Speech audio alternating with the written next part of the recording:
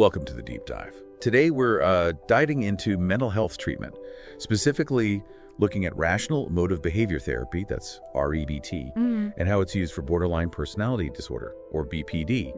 Now, BPD, for those maybe less familiar, it often involves really intense emotions, impulsivity, kind of rocky relationships, and sometimes a fragile sense of self. It's complex. It really is. So our goal today is to explore how REBT's core ideas can be, well, adapted to offer a framework for people navigating these challenges. We'll be drawing on, research and expert perspectives. Exactly. And it's key to remember, BPD looks different for everyone, so no single treatment is like a magic bullet. What we want to do in this deep dive is really show the basic principles of REBT, but crucially, how they're adjusted thoughtfully for the specific needs of someone with BPD. Right. We're trying to get into the how and the why behind this approach, not just definitions. Okay, let's jump right in then. So using REBT for BPD, what does that actually look like in practice? How does that REBT framework even apply? Well, the core is still the ABCDE model, even adapted. So A is the activating event, the trigger. Okay. B is the belief about that event, and with BPD, these beliefs can be really rigid, often irrational. C is the emotional and behavioral consequences that follow from those beliefs. Right, trigger, thought, feeling. Exactly. Then D is where the therapy really kicks in, disputing those irrational beliefs. And E is about developing new, effective, rational beliefs and the healthier consequences that hopefully come with them. Okay, that makes sense as a structure. Trigger, thought, consequence, challenge the thought, get a better outcome. But considering the sheer intensity of emotions in BPD, how do you even begin to pinpoint those core beliefs driving all that distress? That's a really key question. The initial phase assessment and case conceptualization is just vital. For someone with BPD, we're really zooming in on their specific dysfunctional beliefs. These often show up as extreme demands. Yeah, those rigid musts and shoulds, like I must always be loved and validated by everyone important to me, or catastrophizing, blowing things way out of proportion, and low frustration tolerance that I just can't stand it feeling when things aren't perfect. Wow, those sound like incredibly high bars to set for yourself and others. They are, and they create immense pressure. So alongside finding those beliefs, we also look closely at their emotional triggers. What situations spark those intense reactions typical of BPD? Yep. And what are the patterns of dysregulation? Do they withdraw, act out impulsively, get angry? We also explore how, past experiences might have reinforced these very black and white, rigid ways of thinking, especially about relationships and their sense of self.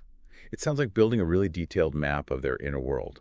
Now, I know traditional REBT can be quite direct, quite challenging. Given that sensitivity to criticism in BPD, how do you adjust that directness? You've hit on something critical. Building that therapeutic alliance is absolutely number one. And yeah, this often means shifting away from REBT's maybe more confrontational style. People with BPD can be incredibly sensitive to perceived judgment.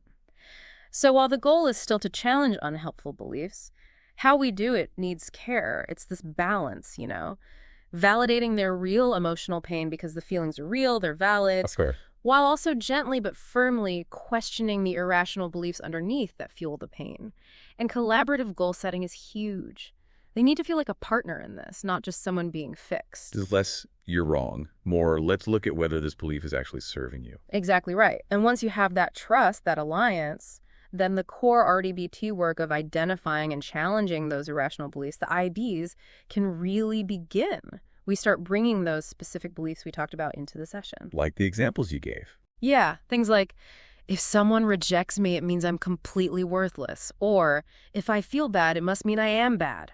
And a really common one, others must meet my emotional needs always, and if they don't, I just can't handle it. You can really hear the potential for turmoil in those statements. So how does REBT actually help someone start to question thoughts that feel so true? The therapist guides them to scrutinize these beliefs. We use specific questions like, okay, is this belief actually logical? Does it follow? Then, is it based on facts? Where's the hard evidence for this versus just a strong feeling? And maybe the most powerful one, is holding on to this belief actually helping you? Is it leading to a life you want or causing more problems? Those are really practical, aren't they? Makes you evaluate if your thoughts are actually working for you. But with the intense emotions in BPD, is just changing the thinking always enough on its own? Often, no. And that's exactly why developing emotional regulation skills is such a critical adaptation for REBT with BPD. Traditional REBT is very thought-focused, but here we often weave in mindfulness and distress tolerance skills right from the get-go. Okay, so practical tools for the moment. Precisely. Tools to manage those overwhelming feelings as they happen. The goal is shifting from, say, I feel awful, therefore everything is awful and I can't cope, to something more like, okay, I feel intense pain right now, but that doesn't mean everything's ruined and I can get through this. We also bring in self-soothing strategies that align with rational thinking, helping them calm down without resorting to, impulsive or harmful actions. So it's like a two-track approach, changing the thoughts about the feelings and giving skills to handle the feelings themselves. What about the behavioral side?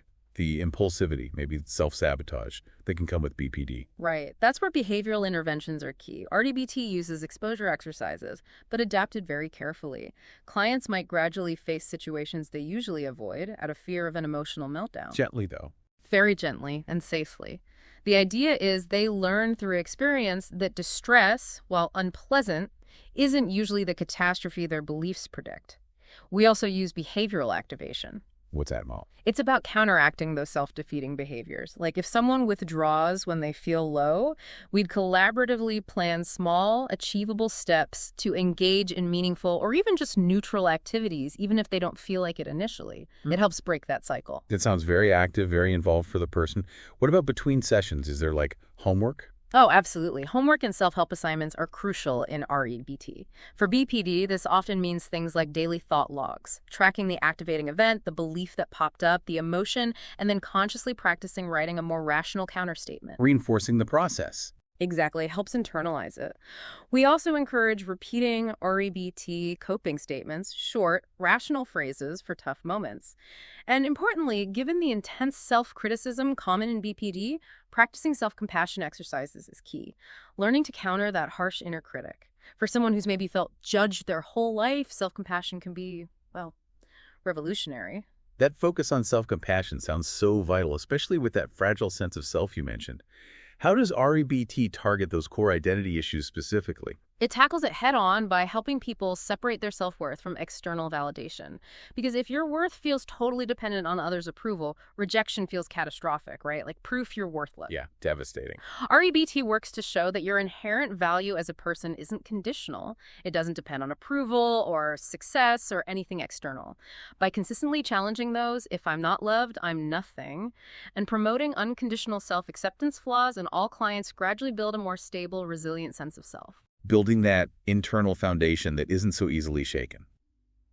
Now, you mentioned specific REBT interventions. Could you maybe elaborate on some of those? Sure. Cognitive restructuring, using those disputation techniques, is central. There's logical disputation pointing out the ill logic. Where's the flaw in thinking one rejection makes you totally worthless? Empirical disputation, looking for real-world evidence against the belief. Okay, you felt rejected here, but can you think of times you were valued? Pragmatic disputation, focusing on the practical downsides. Yeah. How is this belief actually stopping you from having the life you want? And sometimes metaphorical disputation, using analogies to illustrate rational thinking. Hitting it from different angles, basically. Exactly. It helps see the thought patterns differently. Then there's emotional exposure and tolerance training. This isn't about seeking pain, but learning to sit with intense emotions without immediately acting impulsively. Riding the wave. Kind of, yeah. Learning that feelings, even awful ones, aren't dangerous and can be tolerated. Breathing or relaxation techniques might come in here too, alongside the REBT cognitive work. Learning you won't be overwhelmed. So feeling it without needing to escape it destructively. Precisely. Radical self-acceptance techniques are also huge. It's more than just acknowledging flaws. It's truly accepting yourself unconditionally, past mistakes and present struggles included. Understanding your worth isn't tied to external approval really helps reduce that fear of abandonment and self-loathing often seen in BPD. That idea of radical self-acceptance, it feels really powerful, especially in this context. It really can be transformative. What other specific things are used? We also use behavioral activation and problem solving, encouraging engagement in meaningful activities even when motivation is low. And for interpersonal conflicts, helping them develop rational step-by-step plans instead of reacting impulsively. Planning ahead. Yes. And finally, role-playing and imagery techniques are valuable. Role-playing lets them practice healthier responses in the safety of therapy. Imagery helps them mentally rehearse handling stress rationally, building confidence. It's a really comprehensive toolkit. Now, we touched on this, but let's circle back.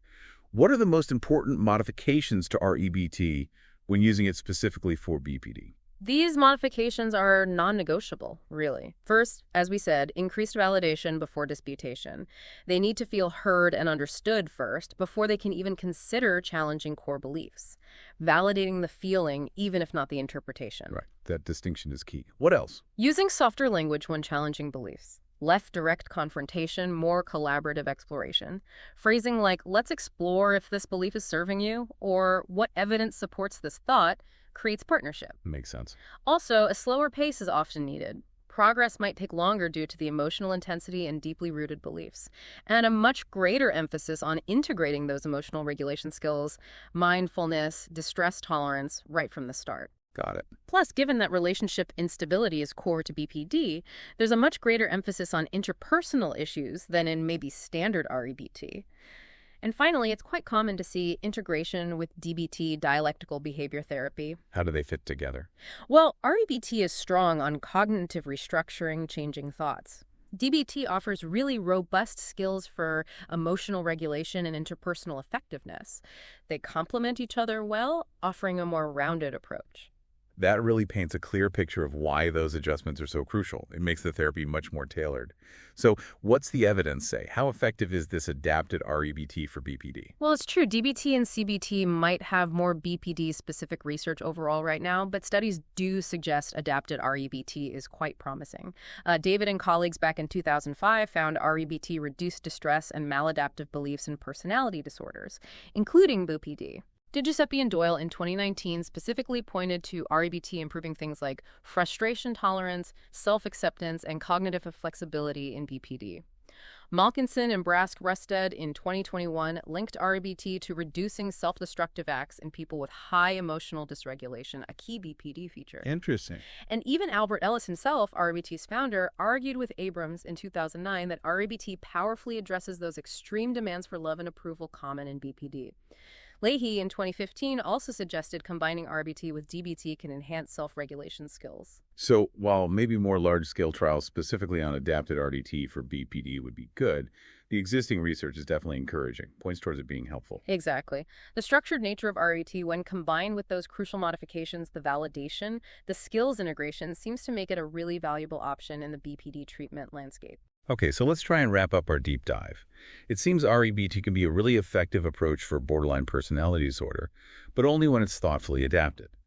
Key changes include more validation upfront, gentler language, a slower pace, integrating emotional regulation skills, focusing on relationships, and sometimes blending with DBT. Its strength really seems to be that structured way. It helps people spot and change those deep irrational beliefs driving distress, while also fostering that crucial radical self-acceptance. That's a great summary.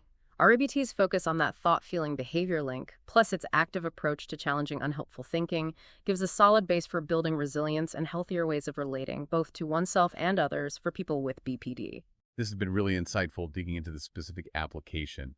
So as a final thought for everyone listening, given how central identifying and challenging core beliefs is in adapted REBT for BPD, it makes you wonder, doesn't it?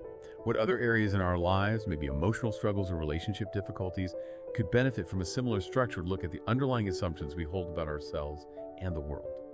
Definitely something to ponder. Thanks for joining us for this deep dive.